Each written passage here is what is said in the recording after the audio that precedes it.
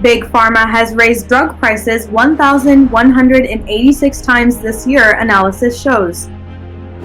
President Joe Biden tests positive for COVID-19. Omar and Tlaib among 17 arrested during abortion protests outside Supreme Court. Muslim women in Uganda say they are being forced to remove veils. Iran's UNESCO-listed Isfahan Mosque damaged in restoration. Artists and Students movie about first Muslim fraternity now on Prime.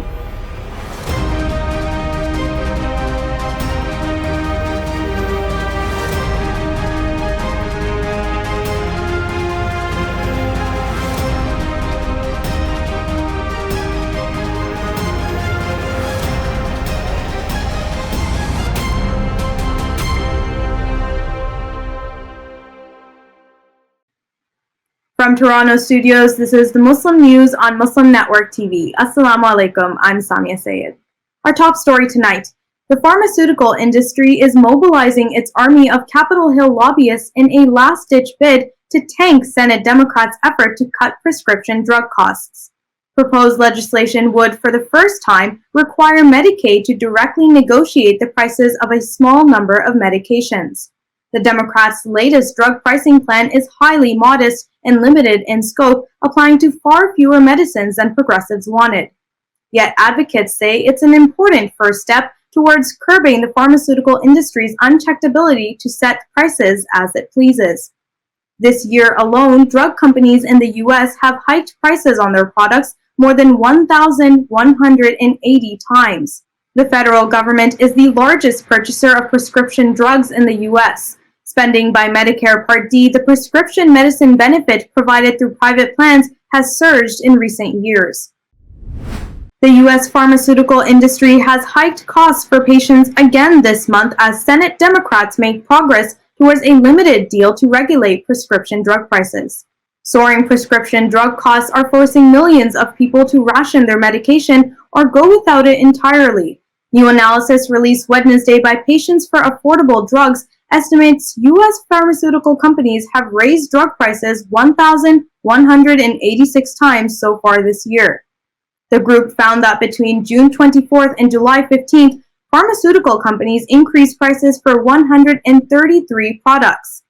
Pfizer, for instance, hiked its cost of the leukemia medication Besponsa again this month, bringing its per vial price tag to $21,066. It is Pfizer's fourth hike on the cancer drug during the COVID-19 pandemic. Meanwhile, the company has record-shattering profits from its vaccine, according to the analysis. U.S. President Joe Biden tested positive for COVID-19 on Thursday morning and is experiencing very mild symptoms, the White House said in a statement. According to White House Press Secretary Karine Jean-Pierre, President Biden is fully vaccinated and twice boosted. He has begun taking Pfizer's COVID-19 pill, Paxlovid. He will isolate at the White House and will continue to carry out all of his duties fully during that time. The U.S. has officially recorded more than 89 million COVID-19 infections and at least 1 million deaths. On Wednesday, democracy advocates welcomed the introduction of legislation to reform and modernize the Electoral Count Act. Former President Donald Trump attempted to invoke the 19th century law in his failed attempt to overturn the 2020 presidential election. Modernizing the Electoral Count Act is an essential first step towards protecting our democracy from future attempts to overthrow the will of voters, says Christina Harvey, Executive Director of Stand Up America. The bipartisan effort would help safeguard against bad actors in Congress and state legislatures, Harvey says. Harvey urged the Senate Republican caucus to follow the lead of the 9 Republican co-sponsors and negotiators of the legislation. On Monday, ABC 13 reported a Black family is being targeted with racist threats after moving into the planned community of Kingwood just outside Houston. Within a week of moving into Woodland Hills Village subdivision, a woman, her 12-year-old daughter, and a roommate found a note on their front doorstep. The message mentioned the color of their skin and an expletive saying the family should get out of the neighborhood and that they didn't belong there. The next day, a second note was left at the doorstep, giving the family a last warning, the woman says. According to the report, the woman caught 4 men in her driveway slashing the tires on her SUV and fled the scene. Houston police say they are investigating the incident as a hate crime. There has been an uptake in hate crimes in recent years, reaching their highest level in roughly 2 decades. On Tuesday, at least 35 people, including 17 U.S. lawmakers, were arrested at an abortion rights protest outside the Supreme Court in Washington, D.C., police say. Among the charges of those detained are crowding and obstructing. Capitol Police said demonstrators are starting to block First Street. It is against the law to block traffic. Officers will give the standard 3 warnings before they start making arrests, Capitol Police said. Representatives Ilhan Omar and Rashida Tlaib were among those arrested during the demonstration. Representative Catherine Clark, the Democratic Assistant Speaker of the House, and a spokesperson for Representative Alexandria Ocasio-Cortez were also arrested. A new film examines America's first Muslim fraternity established by a group of students from the University of Texas at Dallas. Kufi Crew, an American story, deals with cultural conflict, community, family, the pursuit of love, generational conflict, and coming of age. First-time filmmakers Dylan Hollingsworth and Wheeler Sparks were aided by contributors to an initial Kickstarter campaign that funded the movie's production. A story on Muslim women in Uganda being forced to remove their veil comes with details after the break, so stay tuned and we'll be right back after these messages.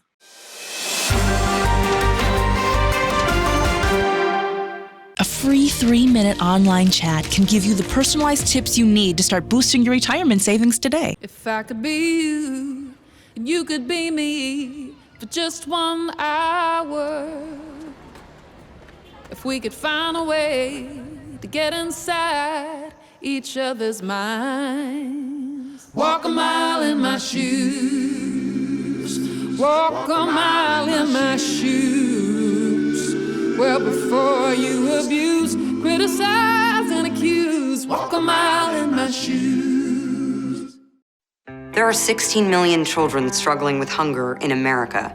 That's 1 in 5 daughters, sons, neighbors, and classmates who don't know where their next meal is coming from. Yet billions of pounds of good food go to waste every year. It's time we do something about it.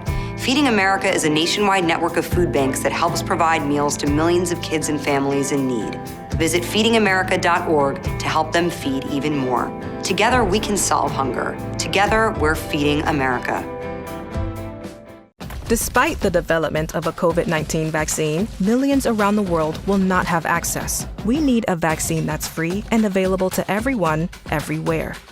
It's time for a people's vaccine.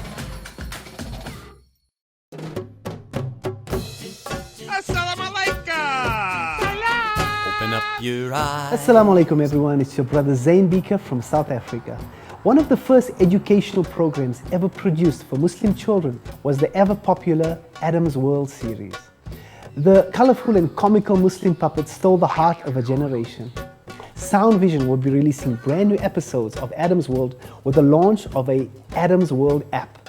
Subscribers will enjoy new Adam's World episodes as they are released, as well as all the classic episodes of Adam's World. So visit adamsworldapp.com now to learn more, subscribe, and enjoy new adventures of Adam and his friends. And let's keep helping tomorrow's Muslims today.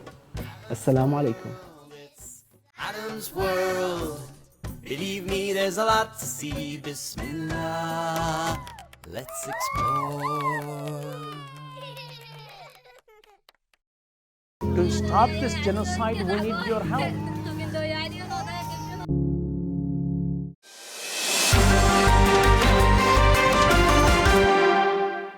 Welcome back.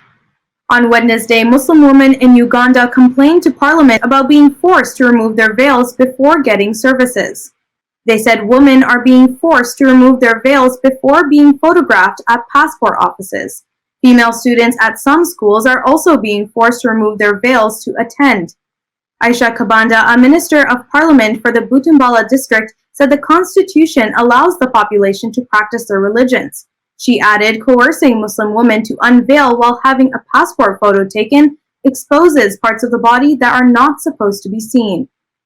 It deprives Muslim women of the right to practice their religion, she said, calling it discrimination. An Israeli journalist breached a total ban on non-Muslim access to Islam's holiest site in Mecca, Saudi Arabia. It has triggered an online backlash, potentially straining growing ties between Tel Aviv and Gulf nations. Israel's Channel 13 News aired a 10-minute report Monday. Journalist Gil Temeri drove past the Grand Mosque that houses the Kaaba and climbed the Mount of Mercy. The report was a scoop for the first Jewish Israeli reporter to document the annual Hajj pilgrimage. There has been strong backlash to the footage posted online. The Twitter hashtag #A Jew in Mecca's Grand Mosque is now trending after the report aired.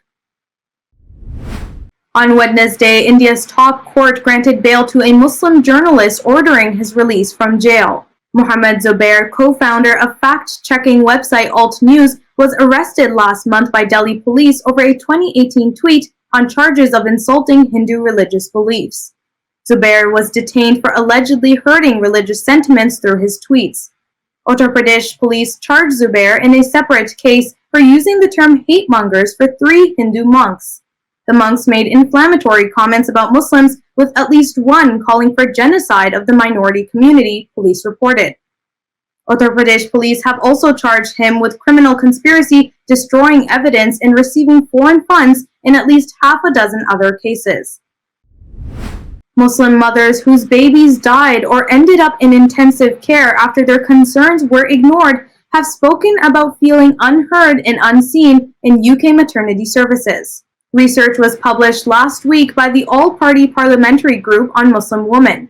Researchers interviewed more than 1,000 Muslim women in the UK. They found that 1/5 had received poor or very poor care when engaging with maternity services. The Royal College of Midwives called the report heartbreaking.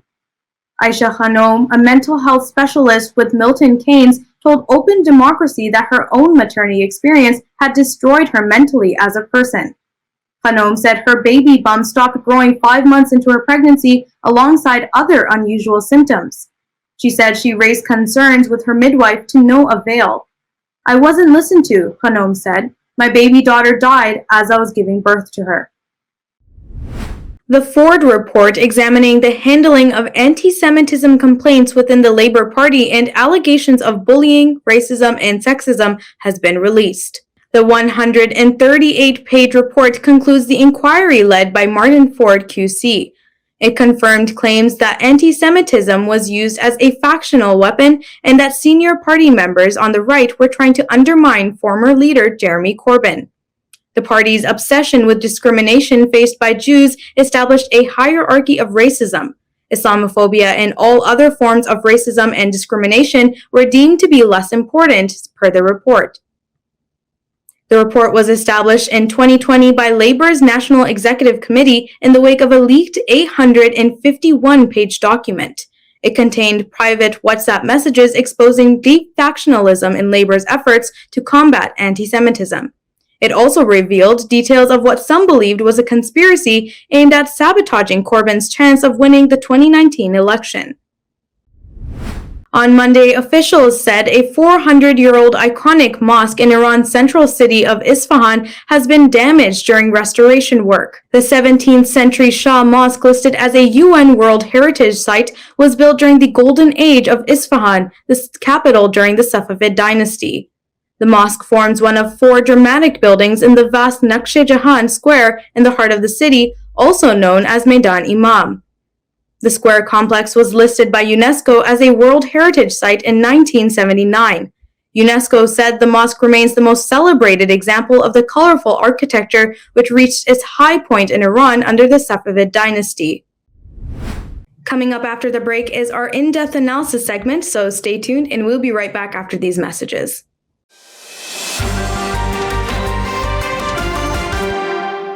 If I could be you, and you could be me for just 1 hour.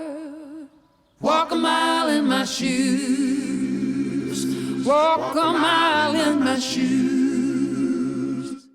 Despite the development of a COVID-19 vaccine, millions around the world will not have access. We need a vaccine that's free and available to everyone, everywhere. It's time for a people's vaccine.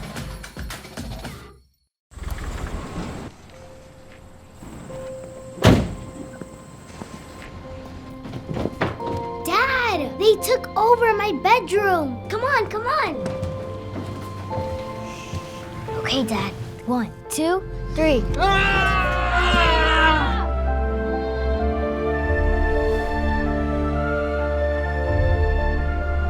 Dad!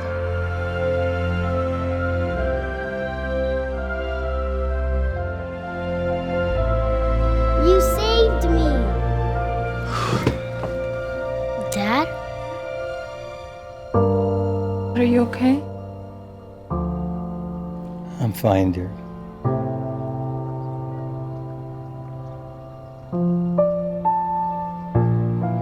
Your hero needs you now, and AARP is here to help. Find the care guides you need at aarp.org/caregiving. We are Justice for All.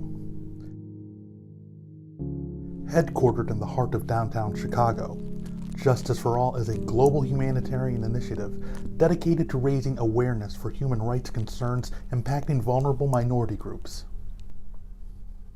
Our diverse team of staff and volunteers, led by Imam Malik Mujahid, work tirelessly to help Justice for All achieve their goals.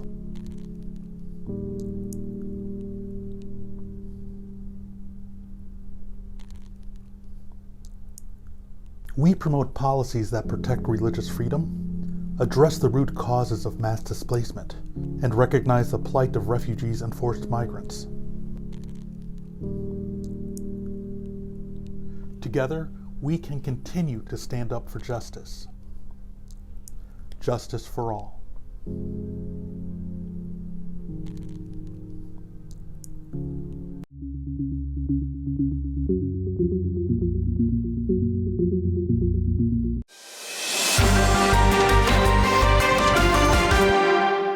Welcome back.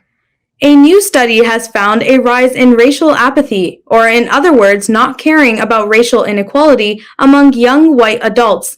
Lead author of the report is joining Imam Abdul Malik Mujahid for a detailed conversation. Over to you, Imam Mujahid. Thank you, Saamiyah. Have you heard the phrase, I have many black friends?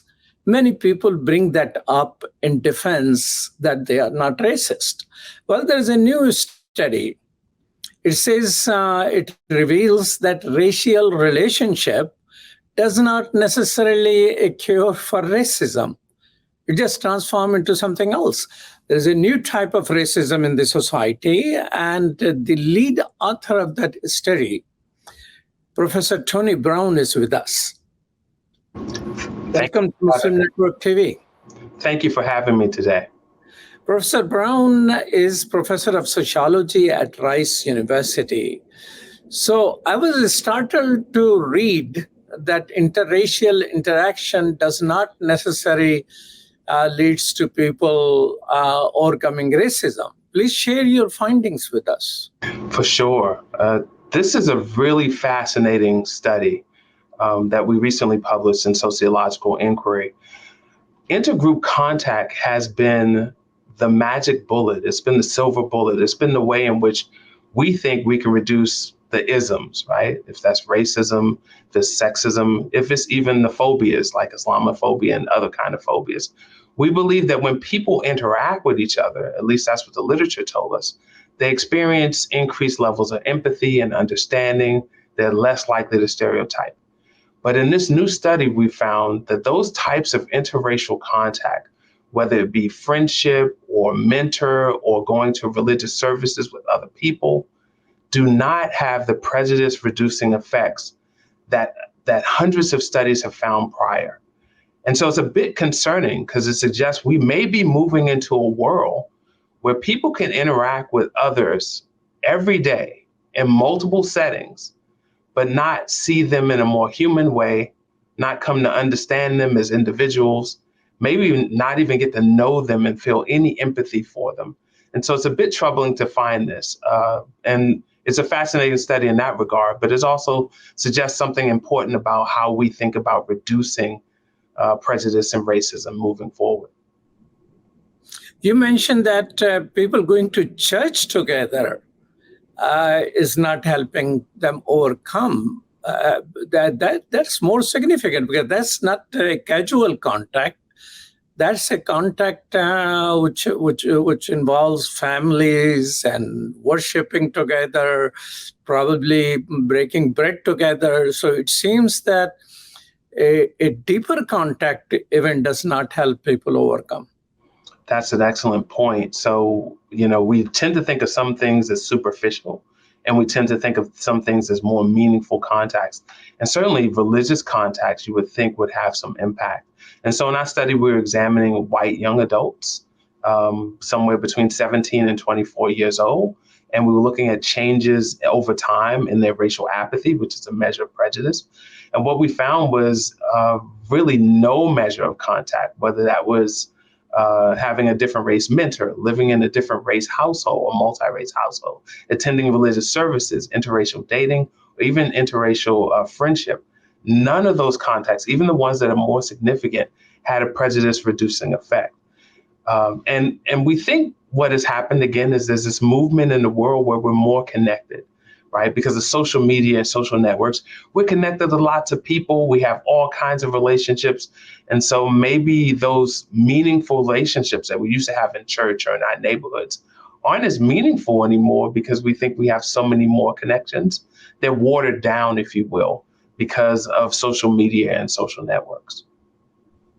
But social media and social network do lead to real relationships. I mean, people get engaged, date, get married, live together, and relationship which exist break apart because of that social media relationship, and new relationships are found.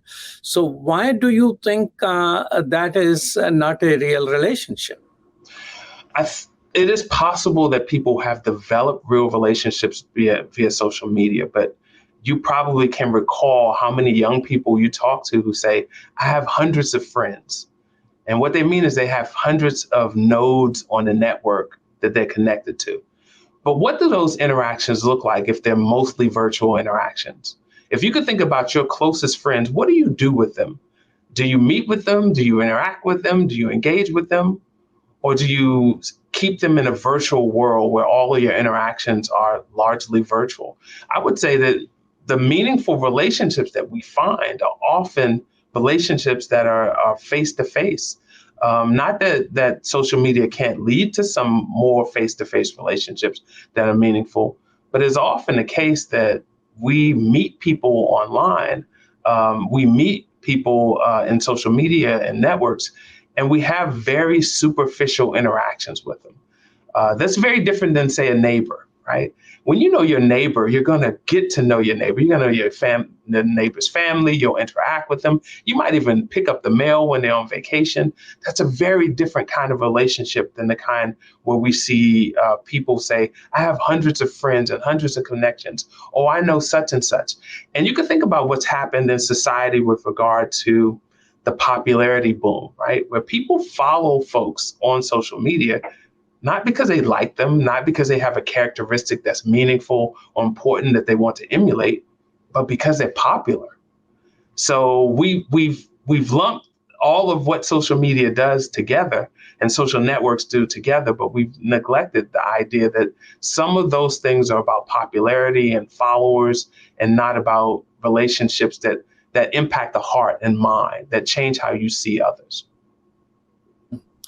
You say, Professor, that interracial friendship can both challenge and support racial apathy. I mean, challenge, I have easier time to understand based on the existing concept that if people have interaction and relationship, they may form, they are able to dismiss some of the stereotypical images. But you're challenging that also, but you're saying that it can support racial apathy. So give us some example of how it can challenge and how it can support racial apathy. So I think that's fascinating, that duality that we found where it both reduces apathy, but also increases apathy. And so what we wrote about in the paper was there could be friendships that are, again, really important, friendships that change how you view yourself, change your heart, change your mind. Those are friendships that we believe are deep and meaningful and important, right? They shift your worldview. They cause you to see someone and maybe another group in a different way. But there's a whole new kind of friendships that are happening today. And I referenced the point that I made earlier. There's lots of people who say, I'm friends with someone on social media, maybe someone really popular. I'm following such and such.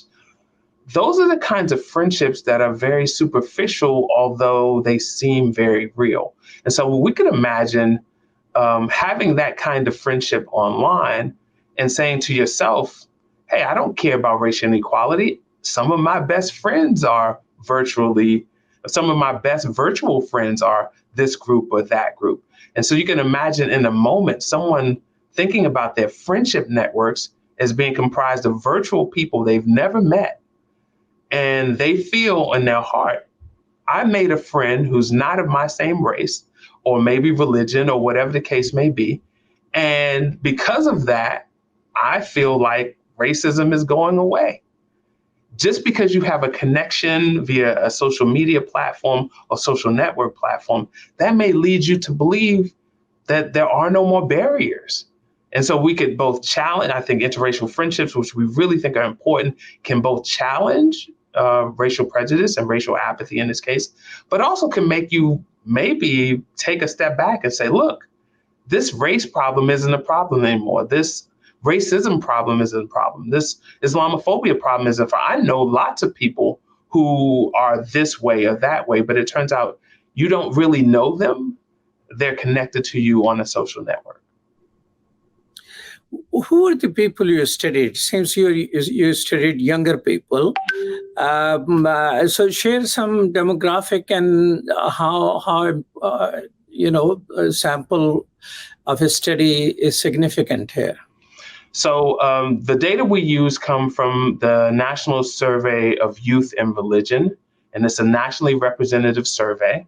And we used 2 waves of this data. So these are people who are interviewed at one point and then interviewed at another point. And they were interviewed at the first point in 2003. And at the second point that we looked at, it was 2008. So about a 5-year span.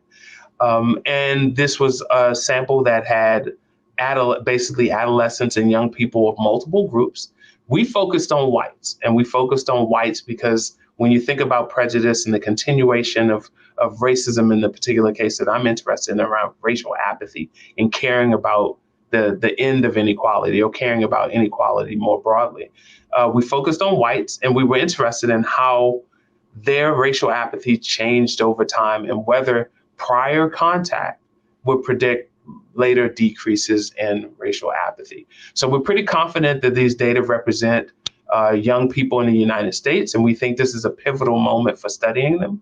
The people who were part of the first wave, the very first election they could vote for was 2008.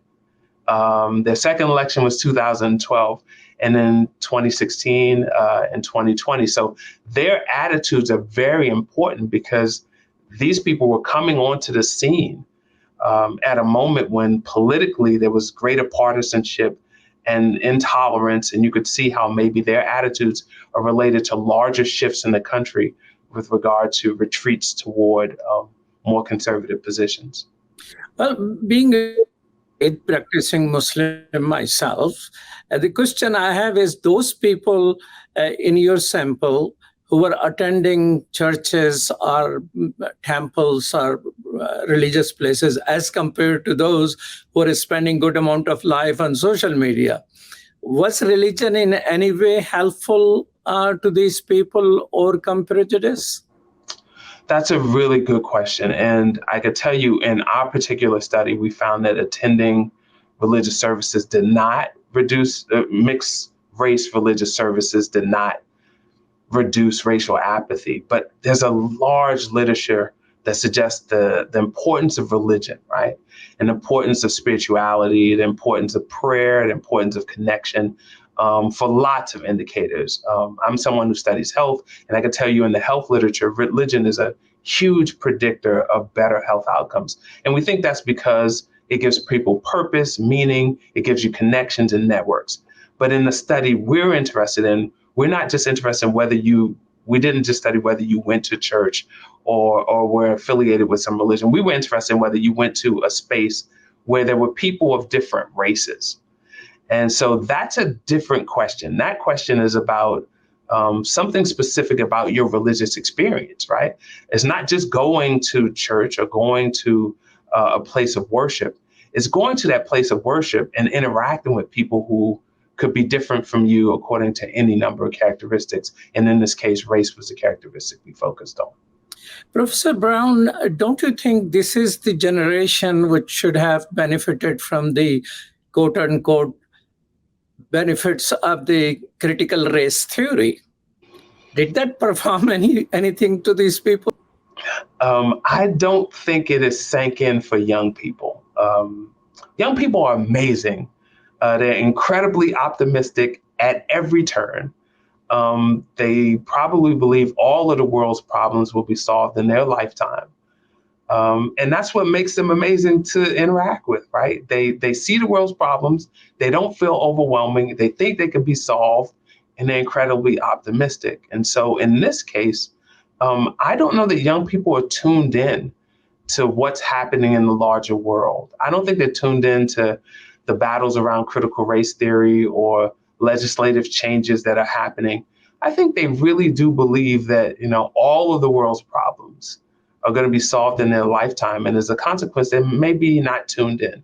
So if we had an older sample, I do think an older sample probably would have had a different experience. If you can imagine being an older Black person who lived through Jim Crow, right? Lived through this kind of blatant segregation, blatant hatred, racial terrorism, to then arrive today and watch those very moments of, say, George Floyd's murder, or to think about Tamir Rice, or to think about George Floyd, to just think about all of those kinds of things and then realize, some of those things are still happening today that were happening then. And having that long view as an older person, as an elder, maybe gives you a better context for thinking about critical race theory and whether the problems of the world will be solved, because you've lived a full life. You may have voted, numbers of times. You may have protested numbers of times. And you might not be seeing the same level of change that a young person who, again, is voting for the very first time in 2008, right? And the first person they may have voted for was a man who identified as Black. So how racist could the country be if a man who identified as Black could be elected president? And then they see a woman run for president. So it's interesting thinking about the short-term view that young people have and the long-term view that older people and elders may have, because maybe elders don't see the world changing as much because they have the long view, but young people, again, eternal optimists. They're going to solve global warming. They're going to fix, voting rights. They're going to end war. There's a lot that they believe they'll be able to do. And that may not be the case. And they just are young, right? They haven't had the knowledge and experiences that allow them to see how durable inequality can be.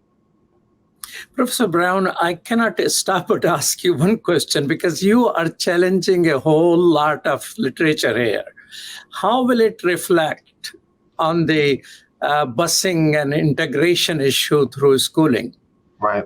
So there was a point where we believed, and social scientists believed, that if we just got people together, all of our problems around race and race relations and racism would go away. So now reflecting back on that, I think we're at a moment where we're realizing, listen, our society is more integrated today than it's ever been. And we still have the same problems. In fact, some people would argue our problems are more intractable today because we have spaces where folks have willfully and intentionally set themselves aside. We have what theorists call white habitus, right? Where these spaces where whites have decided you have to have our same religious beliefs, you have to have our same political beliefs, you have to believe everything we believe to even be in the space. And we have those pockets alongside very diverse pockets in other places. And we have cities that are incredibly diverse, and we see all this interaction. And yet we see that same level of intolerance that we saw many, many years ago. We see that same level of hatred. And even that hatred is masked. It's as we write about in the paper, it's not that blatant hatred, it's that complete disregard, that sense that, Someone who doesn't look like me is being harmed and hurt, that's not my issue, right? And we see that proliferating in a way during this age of what we call colorblind racism, where, you know, it's less likely for us to see people wearing a KKK hood or protesting in a very violent way. But that doesn't mean their inactions don't have the same level of symbolic violence, right?